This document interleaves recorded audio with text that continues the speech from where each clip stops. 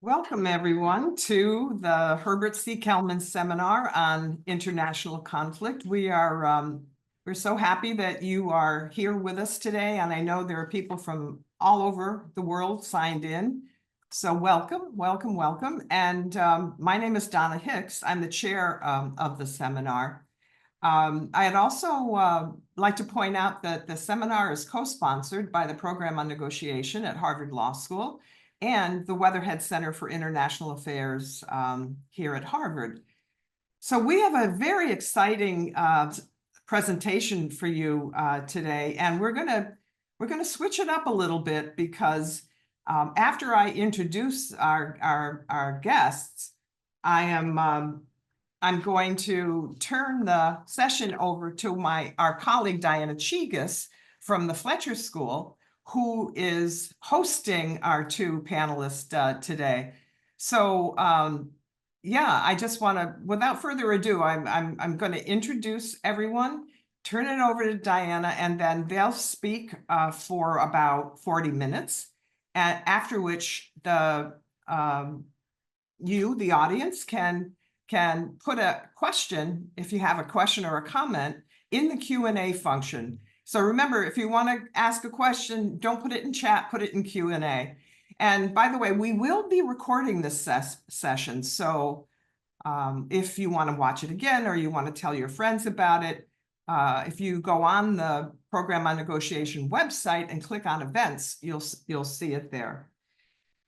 So today we have two exciting mediators who have worked on the conflict in Mozambique. We have Ambassador Mirko Manzoni and Neha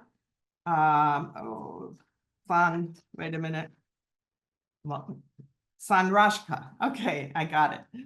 And we are so happy that they have decided to come and give this presentation about their remarkable process that they developed around this peace accord, that the Maputo Accord that they managed to facilitate.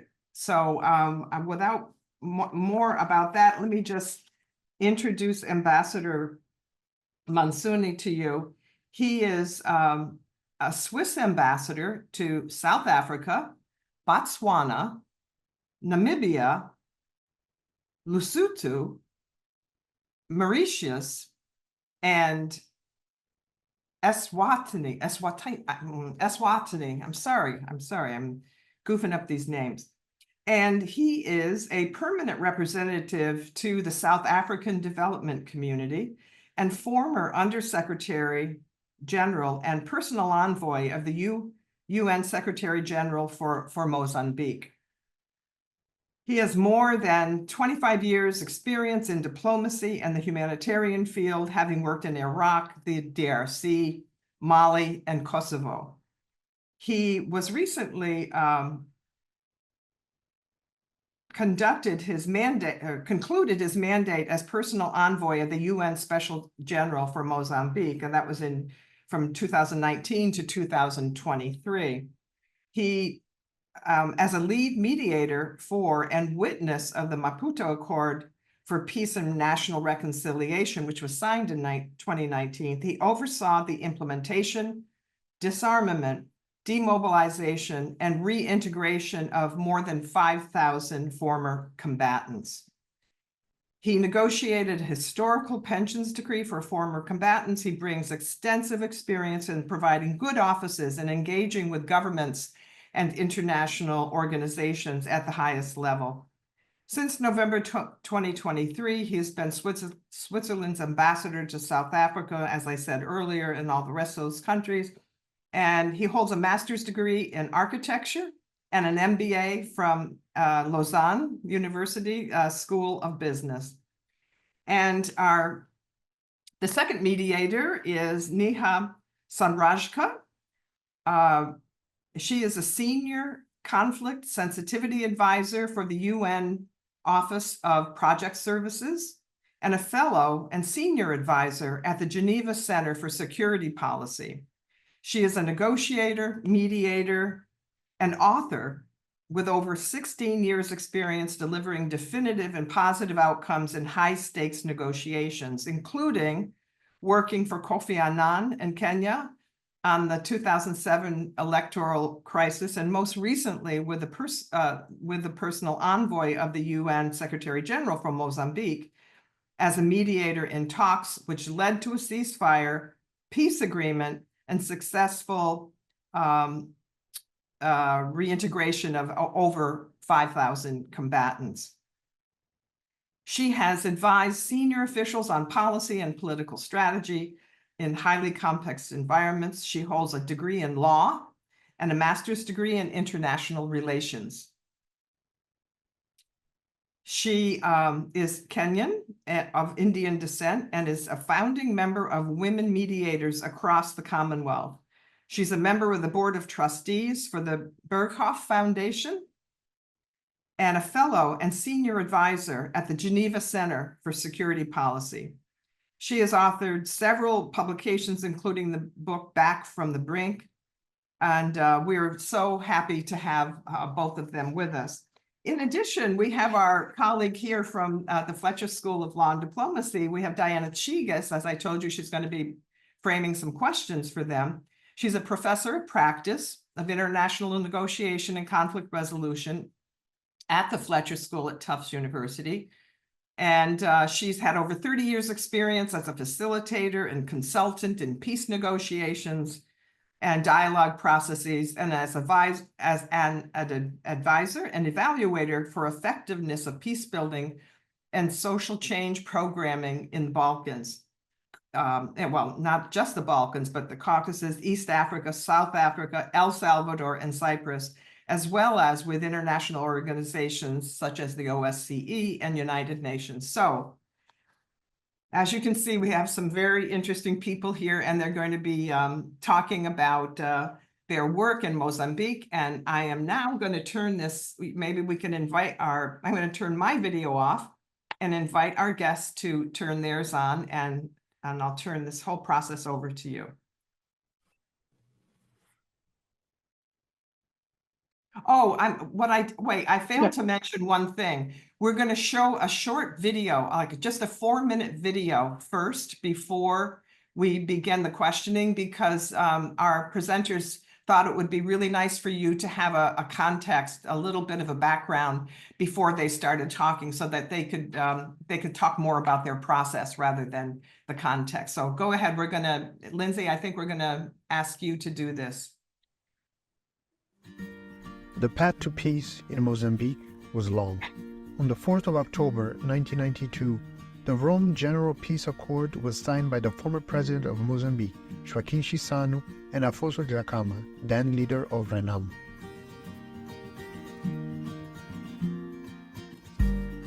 This peace lasted for decades, with Mozambique developing visibly.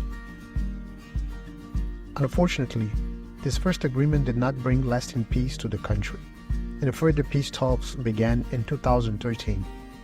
A second peace agreement was signed in 2014, but was short-lived, with violence re-emerging a year later. Another unsuccessful process, known as the Avenida process, followed. Despite these failings, the will to find peace remained strong. In late 2016, President Filipe Jacinto Nyusi signaled openness to direct talks with Renamo leader Afonso Dhlakama, and the current peace process was born.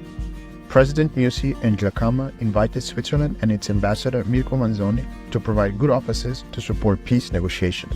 Both parties sought to outline a new course and process that would culminate in a peace agreement to achieve a definitive peace.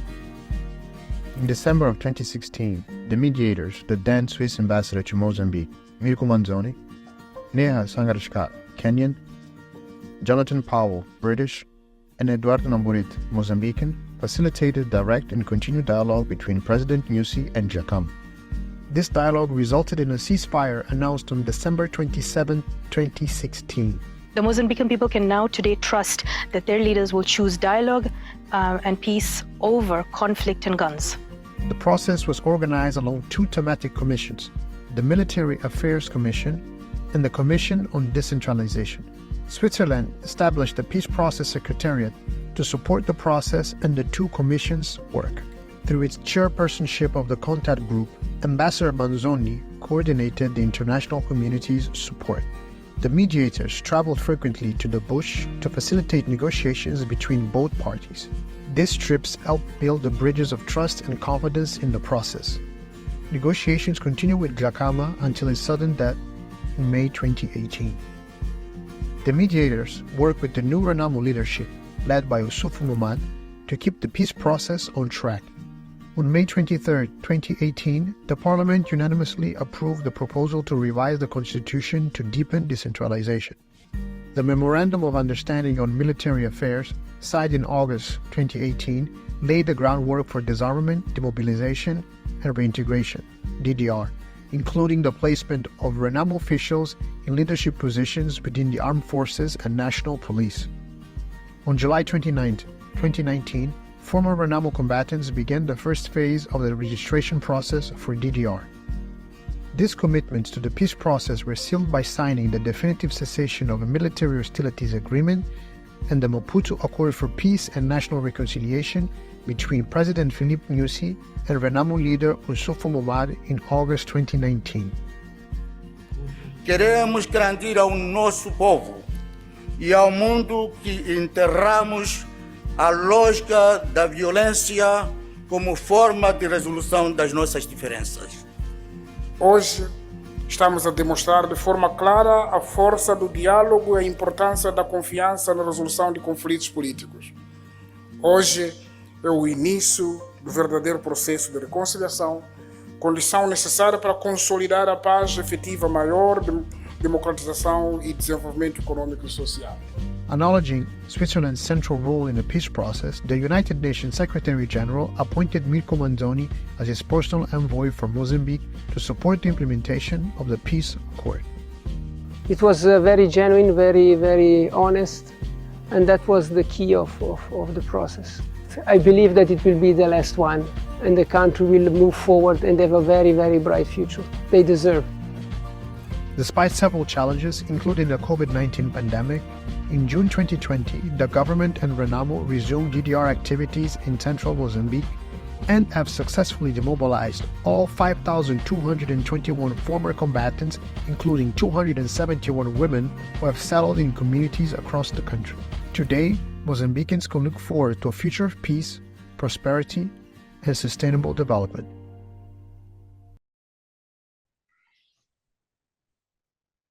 Excellent. So now you all have a little bit of context for this process, and we'll just do a few questions and fireside chat and then open up for questions for all of the rest of you attendees.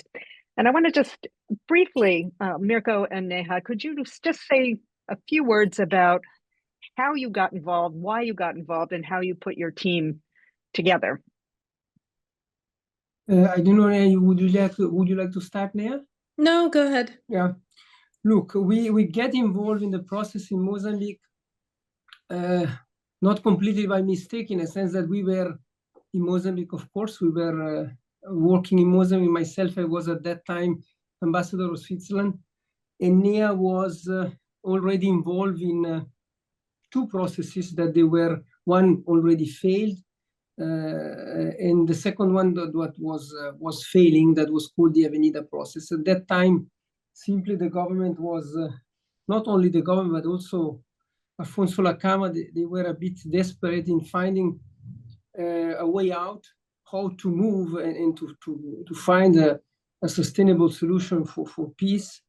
And they, after a few discussions between Neha, Jonathan Powell, that was at that time involved into the Avenida process, we ended in a situation where government of Mozambique requested to Switzerland to a request of good offices support to move forward in a way. So, and at that time we joined our efforts. It was me, Neha, Eduardo Namburete, and Jonathan Powell. And we basically designed the new process in order to, let's say, move forward after that this Avenida process that was ongoing was simply failing. I don't know, Neha, if you want to add anything. No, I think that says it. So That's so great. we came in that job because of the failure of the others. It was not, we were not active in pushing. And so that brings me to my next question, which is the big question. And what were key elements of your mediation approach and your process? And how did that address some of the weaknesses or challenges that you saw in the failed processes before that? I think having been involved in the Avenida process and the previous one, we basically decided to design something that learned from those mistakes and did the exact opposite. One, in terms of protecting the process and keeping it closed, keeping it protected, not keeping the confidentiality of the parties. And so we isolated it and went to the field as opposed to calling the parties to a table. We went back and forth between Maputo and the bush where the Renamo leader Lakama was. And so these kind of trips back and forth reinforced trust in the process and trust in us. That was one. Mirko can add a couple more. But there were a lot. We basically did everything differently, including the location of our secretariat. The Avenida process was in a hotel in full view of the public, in the public sphere, whereas our office was in the business district. I maybe add something. I think we were in a way lucky at the end because we came after two other processes that they failed, and out of that we were capable to learn from the mistake in a way. And we, for instance, decided also very fast to let's say, enable and push the parties to talk directly, not necessarily just through us, but very fast we established really a channel, a protected channel between the president and the leader of the opposition in order that they could talk together without interference. And it's totally true what Neha is saying. There was not really a classic table. At the very beginning, we used the time to understand the position of the party and to make sure that also themselves, they could take the time to understand what they were asking. Because I don't know what is the experience of the people now online, but sometimes we ask, but we also don't know exactly till what extent what we are asking is possible or pertinent. So it was the first 6, 7, 8 months, 9 months, I would say, they were very much useful, and also this in and out from the bush was important in order that the parties, they could understand their position, and we could help them to get closer to something that could be implemented. Initially, we just engaged in more peace listening. We didn't go with any solution. We had no prescriptive documents. We had nothing apart from listening to both sides for months on end. And that gave us an idea and built the relationships as well. When maybe sometimes I have the feeling, sometimes we speak about this process like if we were moving without a plan. It is not really true. In reality, we have thousands and thousands documents of strategy and roadmaps that we developed. But what is true is that we started with a clear objective. The objective was peace, of course, was a peace resolution, I would say. We had no really in mind from the beginning, and also the president was not convinced that an agreement would have been signed in a way. This was interesting because we were moving and asking also ourselves, should we sign something or not? In reality, the principle of implementing before signing was also a quite key principle in a sense that by moving and implementing step by step agreements or small agreements between the parties, we create also some trust between them. And we reach at the end the peace agreement in a situation where a big part of the process was already in a way implementing before anyway, signing whatever, the revision of the constitution was signed before, was approved before signing the peace agreement, and the military accord too.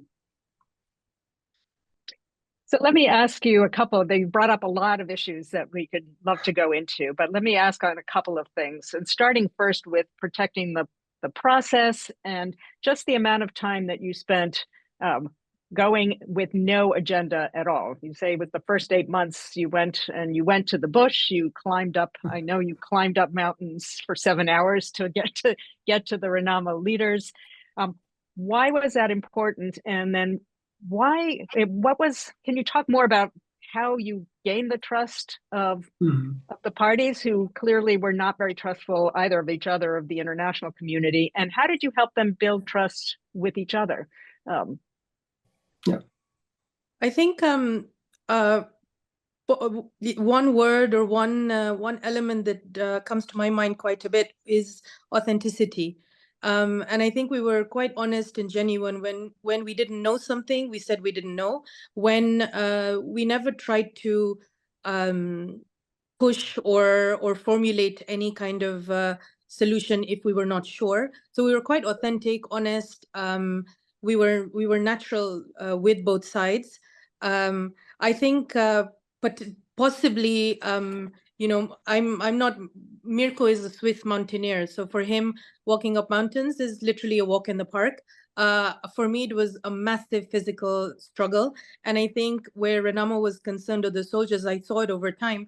I kept insisting and doing it anyway, despite the struggle. And so I think that, fostered some sort of level of trust that we kept going back. And I think after so many disappointments and failed processes and hopelessness, to see two people who are determined and soldiering on and just at the very basic level showing up.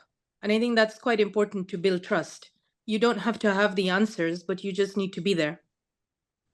I maybe add, I think what Neha said is true. We were honest, and it is also important to understand that at the very beginning, we didn't know each other.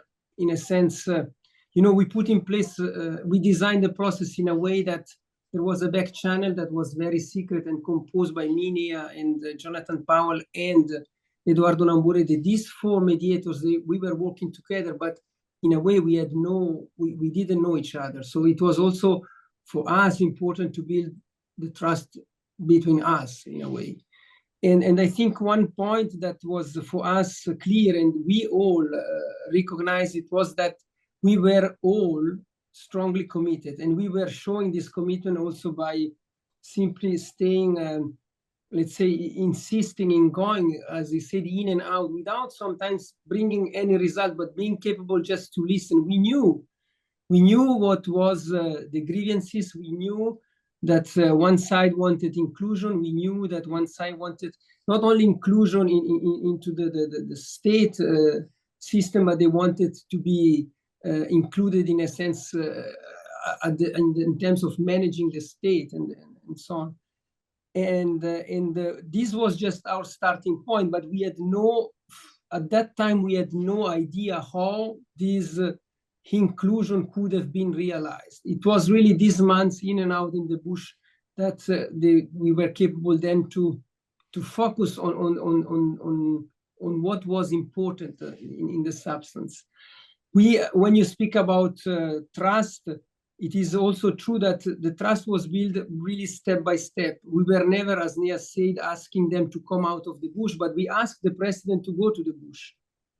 And that was an incredible step. In a sense, that area was a war area. Of course, there was no access in principle. We were allowed to go, of course, from the opposition, but nobody from the government or the army was capable to go there. So we suggested, after more than 1 year, we suggested the president to speak directly with the leader of the opposition by going directly in the bush himself. And I remember the discussion was quite tough, but we tried to push the president by saying simply, you are the president of this country. Nobody can tell you to not go in any place in the country. So you can go wherever you want.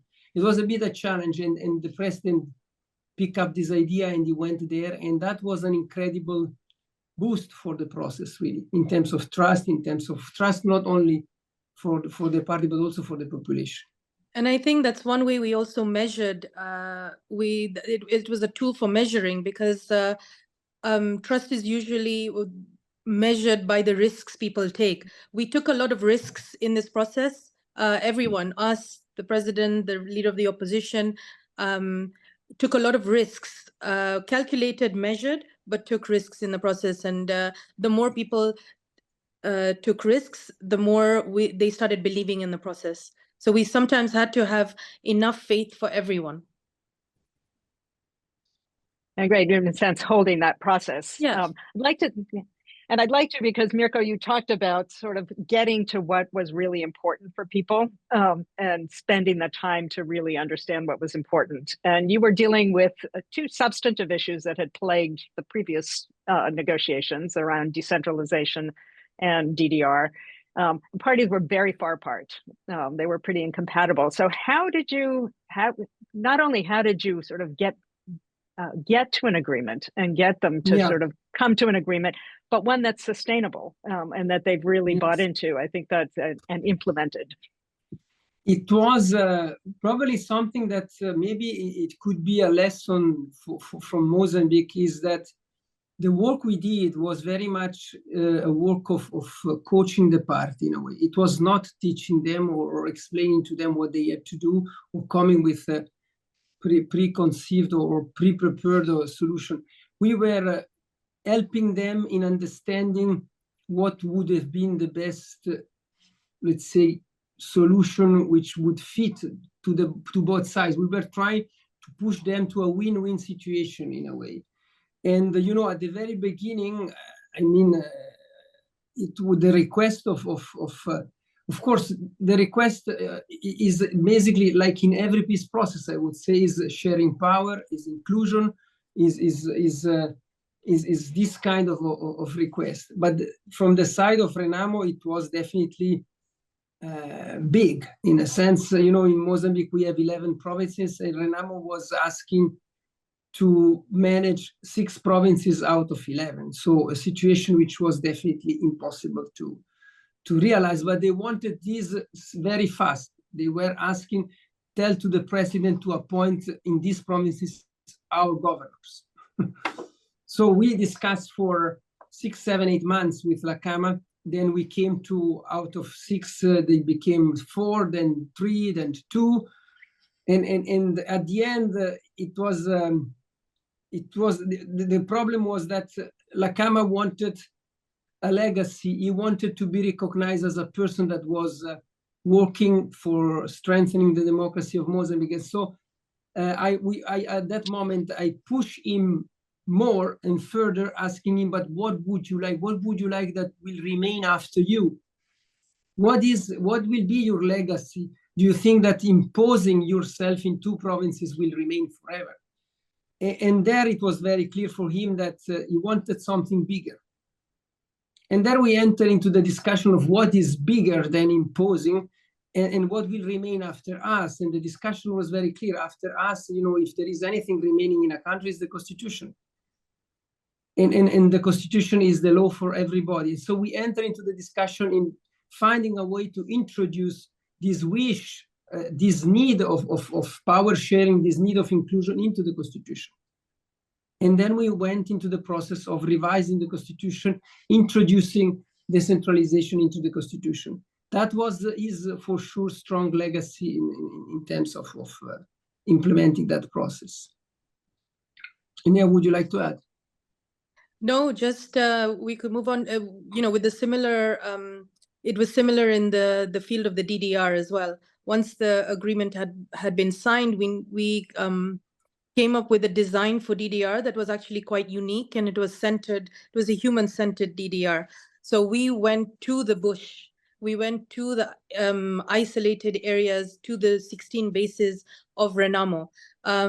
Instead of pushing them to go to the cities or where it is convenient for us, we decided to rally the private sector, to rally the internet providers, etc. And we built up in assembly areas based on the comfort of of the Renamo combatants, not for our comfort. And I think this is also something that is really important, where when you're designing something, do it with the mindset of the recipient, not of the provider. Yeah. Great. And yes, Mirko? sorry, no, go. Go ahead. No, I would say also that, you know, for Lacama, the question of the army was also very important. In a sense, he had a strong legacy. You know, he was always telling to me, I'm a political leader, but I'm also a general. I'm leading an army. And he had a very, very close, of course, relation with his combatant. His big concern was from the beginning to make sure that these combatants, they would be capable to go home with dignity.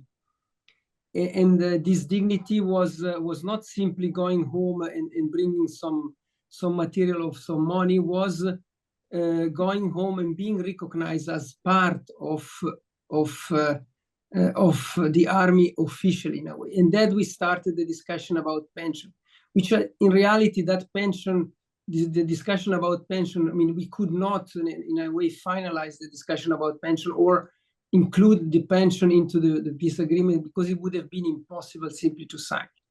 So the whole negotiation about pension started just after the signature of the peace agreement, which in a way is a bit confirming also that you know, signing the peace agreement, it was just the beginning of an even bigger negotiation than after, because all the implementation of the 4 years was not simply like a walk in the wood. It was equally difficult, I would say, than negotiating the peace agreement. The advantage we had probably it was that we were lucky in being capable to be the same people negotiating the agreement were the same people then implementing the agreement. And that was probably one of also probably lesson from Mozambique. This continuity, it was key in order to succeed in the whole process. But and also pension at the end seems at the beginning was maybe considered a bit of technical issues. In reality, pension was one of the key points to succeed at the end. I just wanted to add on that. What made this process different was also the fact that we worked strategically. Strategy was at the forefront of everything we did. Every day was a strategy. And in terms of inclusion, we had a sequence, we sequenced everything strategically. So, you know, we would have groups of civil society, religious leaders, the private sector, and at different parts and phases of the process were brought in to accompany or to help, so that the eventual product or whatever was the eventual result of the process was more inclusive and was bought in. But it wasn't done at the very beginning. First, we designed it in a way that it took time, and we did it slowly, not sort of the inclusion the way we think of it in a classic sense, everyone around the table, etc. And so in that way, we sort of carried the country. We carried the country along and the people along, also making room for life. During these 8 years, Mozambique went through 2 cyclones. The problem in the north of the country, and several other issues. And so I think that the trick or the beauty of this process was that we had a plan, but we were constantly changing it and re-strategizing it over time, depending on the conditions around. And I think that flexibility is extremely important, you know, and this could be a lesson for other processes in the world right now. And I would say equally important was the fact that we were not, you know, of course we were protecting the space for the negotiation, this is clear, but we were considering all what was going around the process in order to create the right, let's say, environment in making the process moving forward. So we were sometimes working in totally other topics that they were not related directly to the peace process, of course, but they were helping the leadership to be then focused on what was important for us as peace process. So we were, for instance, very much helping the parties to define or to prepare their communication, what they had to communicate. We were also very much active in shaping the narrative, showing what was positive, and turning also situations that they may seem to be negative in positive outcomes. That was quite an intensive work, I have to say, helping the parties to properly communicate, and also managing the press, managing the international community. So what I take out of this process is that you cannot just work alone. You really have to consider the whole context, and being flexible enough to continuously adapt to this context in order to give priority at the end to your process and move forward. But the context around you has a huge influence on what you are doing. And part of that context, because you haven't actually talked about the rest of the international role and other agendas. And so I imagine you took a very low profile. You described yourselves more as coaches rather than mediators in that sense, really working with the parties to kind of encourage them. But so how did you deal with both? There were clearly on both sides, I imagine, people who were not very favorable to some of the solutions that were coming out. And then you had a whole international community that had been involved in the previous process and also had their own agendas. So how did you manage that? But first, just my point, Diane, I think you said right, but I think that when you said instead of mediator coach, I would say that mediators, they have to understand that they should be coached. They should not be too active in imposing their point of view, but more bringing the people close to the solution, which is sometimes also, you have to put your ego in your pockets and let them run and let them to be in the forefront and get the credits of what is done, not necessarily yourself. But I think, Neha, maybe you can speak about the international community, because it was a topic that for Neha was very, very tough. Me, I was in a way former diplomat, so former ambassador at the time. I was less stressed by them. I think it wasn't so much stress, but it was more about you're kind of like juggling a lot of balls in the air, and there's so much coming at you from all angles that you really have to be a good sort of manager of emotions, manager of egos, trying to find out the best way that you can protect the process. And in terms of the international community, I think it's a case of understanding where they come from as well. And so what we did is try to find a win-win situation from all the stakeholders. But at the end of the day, the one thing that all of me and Mirko agreed on was that that our vision and our what we wanted from this process was to put Mozambique first, to put the people first, to put Mozambicans first, and everything else around came second. And I think in that way we managed it really well, because we had not only the international community, but there were other people in the country, there were other people in the region, etc. But in terms of, I really do think that insulating the process from all the noise that is going outside, so that we managed to create artificial space to give the parties and the people time to think, because peace doesn't work on one person's or one entity's schedule. So I think timing is also really important. I had to learn a lot of patience in this regard as well, and sometimes it could be months before we achieved anything. And managing the international community, maybe it was, at the beginning was difficult, because as president of the contact group, of course, I had a public role, but in reality, the international community was not at all aware that there was a back channel, of course. So I was having these two acts, one secret and one public in a way. And when I was having meetings with my colleagues of the contact group, of course, they couldn't understand very well why I was informed, first of all. So they wanted to have more information in a way. But at the same time, you know, it was also an exercise with them in order to convince them that, as Neha said, Mozambique first, we came after Mozambique, okay? But they played at the end quite an important role, and they accepted their role at the end. It was a bit, you know, took time a little bit, but they then accepted very well this role, and they came on board every time that there was a need. So we were asking them, for instance, to go in the press to express their opinion, but when it was requested, not constantly. Sometimes around this peace process, there is too much noise, actually. Also because, as I said, the communication is not very well managed, I would say. And we also created the role, and this could be a lesson for other processes as well, because it is intense. Any peace process or any mediation is super intense. And so one thing we did do is create the role of the donor representative or the representative of the international community. And in our case, it was Canada.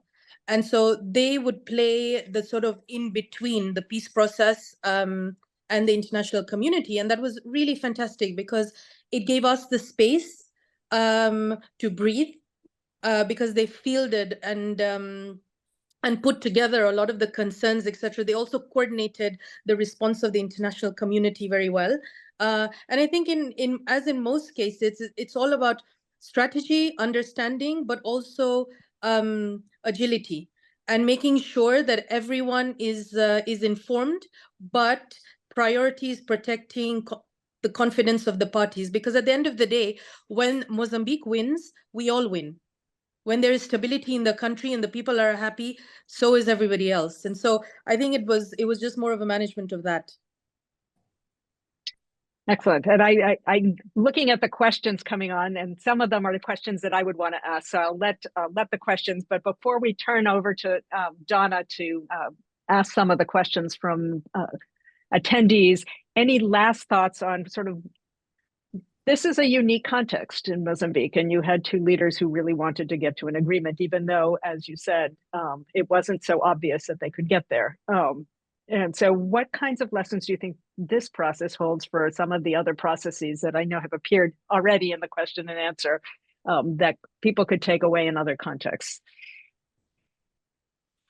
One point maybe that I would like to mention that sometimes is a bit, we in Mozambique, at the beginning, we were a bit sometimes criticized because they were saying that it was an elite process and we were not including everybody. So we took measures, of course, to avoid this criticism. But in reality, I don't believe that a process, let's say, fully inclusive, where everybody is at the same table, is efficient. The strategy we had in Mozambique was to selectively include partners or let's say civil society, including the press, the international, according to the needs in a way of the process. Of course, we can always say, but who defined the needs? We were the one defining the needs, of course, as mediators. But you know, everybody at the end felt to be included, but never we were having this, full inclusion of everybody at the same table. This was not really, and it was in a way much better also for us to have this way to implement. Then I think one point that I believe it was also very important in creating trust and pressure was the fact that we were going ahead in implementing piece of the process, but without necessarily having a peace agreement. And this created the fact of implementing before signing was in reality strengthening the commitment of the parties. And when we reached the point where more or less more than half of the process was implemented, of course, signing a peace agreement was almost normal. It was not really a big deal. But implementing too, because you cannot, the parties, they were pushed to implement then the process, because more than half of the process was already done. So they were pushed to not leave something unaccomplished in a way. I think for me, there's this great quote that I refer back often to, which is by Margaret Mead: "Never underestimate what a small team or a small number of people can do aligned with one vision." And I think that kind of describes what we did. For me, what the most important lesson in all of this is priority to the process is crucial and key. And a concrete example of this is the fact that Mirko was the center of the process in terms of when his mandate as ambassador was over, the peace process and the country still needed to finish the implementation. So instead of adjusting around bureaucracy or around other needs, we adjusted and framed the process, and we have worked hard at framing the process around what was needed on the ground. And there, the UN and SG Antonio Guterres was crucial. If the United Nations then stepped in and made Mirko the personal envoy, which enabled the continuation and finishing the DDR process. So today we have a lot of people to kind of sort of thank for this. However, the one lesson for most processes, or what is key to me, is every action that we took, we put the focus on the parties and what was needed in the process to finish. Excellent. And so I think yeah. I think it's time to turn over. I'm watching the questions come. There are a ton of questions. So Donna, I will turn back to you. The difficult task of culling and synthesizing questions to ask. Right. Before we move, just briefly, Neha, I'm just curious. When you showed the video, it looked like you were the only woman at the table. Is that true? And were there other women from Mozambique? Were there other women involved in this process? So in the Avenida process, there was myself among the team of 13 mediators.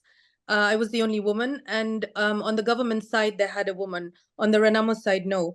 In the process that we worked together with Mirko, yes, the peace process, they were women in the field, but also the peace process secretariat. We were 75% women at the leadership level in our office, and 52% overall. So there were women strategically placed, etc. But I was with Mirko sort of in the forefront. Yeah, good. All right, thank you. And just to get at some of these wonderful questions, what were the most challenging demands of each party? And how were you able to find a middle ground from there? Mm-hmm. I think, in my opinion, at the beginning, particularly when we were negotiating, one of the difficult requests from Renamo was to be included in the highest level in the management of the army. That was a very, very long discussion, to be honest, because that's where we were touching really the security system and so on. And they wanted to be a bit, I'm not saying everywhere, but they wanted to be in the Secret Service, CISE, they wanted to be in the police, they wanted to be into the army. It was not just by mistake, of course. It was also because Afonso Lacama wanted to make sure to stay alive in a way, because it was more than one time at risk and so on. And the discussion was long. And I remember again, we tried to have this role of coach, showing to the president, for instance, that in a normal country, we don't look at the membership of a party or for a person being in the army. But it was also very true that at the highest level, all the people in the highest level, they were from the main party. They were not from the opposition. There was nobody from the opposition in reality. So after a long discussion, at the end, the president accepted, but is accepted in a quite incredible manner. He gave to Renamo basically the three most important positions under the chief of the army inside the structure. One was the security service, one was the operation, and one was the communication. And I think it was really done also because we explained to the president very clearly what was the concern of the other side. What was really, and I remember after when the president decided it was a bit tired, he said, okay, fine, I will give you him this and this and this. He's happy now. But I said yes, but he was happy because the concern was his own security, basically. Was his own security. Then I think, Neha, maybe you said about pension because that was tough. Yeah, I think you've outlined a little bit about the pension situation as well, but COVID was also one of the challenges where we had an almost 6-month delay and there was great pressure to restart the DDR. So we had to, and the way we sort of managed that was through patience, but also leading by example. We went to the office, we didn't work from home. We took on board we were just creative in our solutions. Instead of 100 soldiers per day for DDR, we would do 40. Masks, we took on board the Ministry of Health, and we went to the bush. So those kind of sort of creative, but very human solutions helped us on that. Yeah, and you know, the question of mask, in my opinion, was also important. Seems marginal, but in reality, Mozambique is not the United States, it's not Switzerland. There were no masks in the market. No. So we, as office, we decided, okay, let's go to the market and produce masks with simply fabrics. I mean, what we find in the market. And they started to produce masks, and they started then to produce mask everywhere in the country.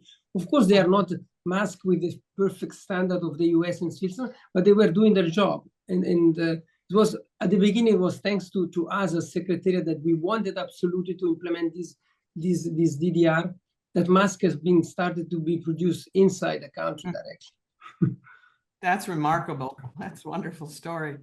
Okay, so great session. Here's the next question. How was the structure of the mediation sessions organized? Was it a John Burton kind of controlled communication model or a Herb Kelman interactive problem-solving model, where all the conflict parties are brought to the table all at once, or more of a Galtung argues the dialogue with one party initially preparing them for peace and then bringing in all other parties? So, or none of the above, which was it? None of the above and bits of all of the above. There definitely wasn't a table.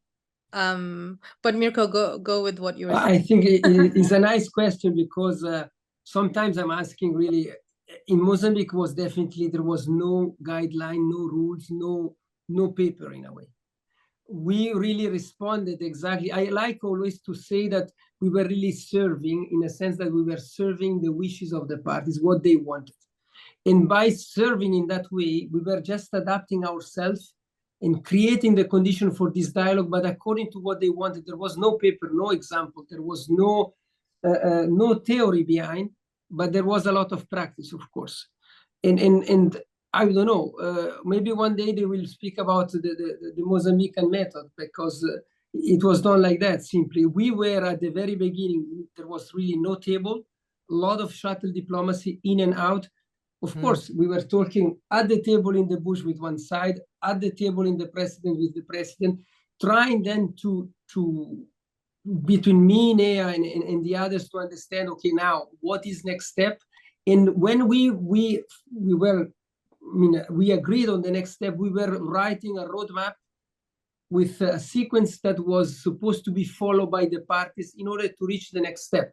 And this sequence, this roadmap, they were given to the parties to understand, okay, let's move now at the next step, follow this.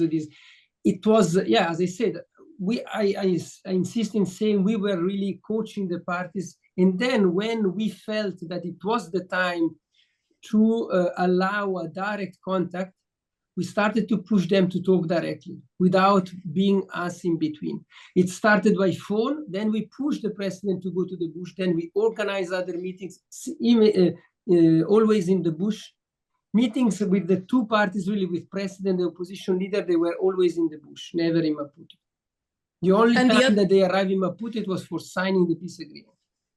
And the other part of the other side of it, this was the back channel, but at the same time, we designed a public process with 2 commissions and a contact group where the communication was flowing laterally to the back channel. And so when these commissions, one was Military Affairs Commission, the other one was the Decentralization Commission. So they were working on the two issues with civil society, with experts, with members of Renamo, members of government, and two international experts on both sides.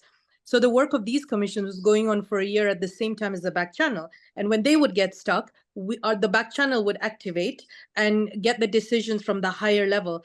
But instead of us being in the forefront and announcing whatever solution it was, it went back to the commissions, and it was them. We never spoke publicly ourselves. It was never about us as individuals or institutions or countries. I was with HD at the time, HD Center, and they were super supportive. But primarily, it was a Mozambican face to anything that went on, because that's the only way you make anything sustainable. Well, it sounds like you both were able to demonstrate that you really believed that this was Mozambique first. Yep. You were My really government successful at that. Also, my government has never communicated anything, apart of congratulating the party when they were signing the agreement, of course. Yeah. Good. Okay. We got to move on here to some more questions because there's so many wonderful ones. And this is from a PhD student here at Harvard. And she said that where are we here? Wait a second. Yeah. She is looking now at the way combatant groups respond to peace negotiations. So in several countries, she has found that there is a large increase in conflict-related casualties after the announcement of a peace talk. And I'm wondering if you saw similar patterns in Mozambique, and if you have any thoughts on why combatant groups might respond in this way to negotiation. Mm-hmm. We had a similar case also in Mozambique, I would say, for a brief time, I would say. You know, first of all, I would say the combatants in Mozambique, they were quite tired of years and years of staying in the bush. You know, there were some combatants that they were 25, 30 years in the bush. So it was quite long. But then when really we signed the peace agreement and we started the implementation of the peace agreement, it was also, the problem was that after Afonso Lacama died and Yusufu Mamadi took over, there was at the level of the leadership of Renamo quite some trouble. And there, of course, it was again a question of sharing power, but internally into Renamo. There they started the problem, of course. Some combatants, they decided to take the guns again. They created a group called Junta Militar, and they restarted to block the streets, to kill people, to shoot people, to attack also the police and so on. It was a problem that was not related to the country itself. It was really an internal problem of the group. But it was critical. Honestly, we were not expecting that. We reacted, of course. Maybe the advantage was that that group was not against the process, was not against the peace process itself. They were against the leadership in a way. This was, for us, I would say, an advantage. But what we did in that case, we started to really, again, open the discussion, trying to talk with the leader of this group first. He was ready to talk. It was difficult to talk to him because it was completely not structured and he didn't know exactly what he wanted from us. But it was for us important to keep this dialogue. And then we were capable in a way to create some division inside that group. And by creating this division inside that group, at the end, more or less 90% of these soldiers, they decided to give up the gun again. And they integrated then the DDR. That was more or less what happened in Mozambique. It is true that it can happen after signing the peace agreement, that there are conflicts going on, but in my opinion are more internal conflicts, not directly linked to the agreement. At least this was the case in Mozambique. It was not linked to the peace agreement. Neha, you know? Yeah. Yeah. Yeah. Good. Well, I'm afraid that we are 1 minute from 1 o'clock, and I could sit here for the rest of the afternoon listening to you because it's just so profound the way the two of you were able to work together and come up with these common visions and really stick to them. I mean, you really stood by your values in mediating this. So I want to congratulate you. I'm sure you've got many congratulations from many people, but I'm just really moved by what you were able to accomplish here. Now, all of that said, we have Nicole Bryant, who is going to be closing the session with some upcoming, there she is, hey Nicole, with upcoming events at the Program on Negotiation.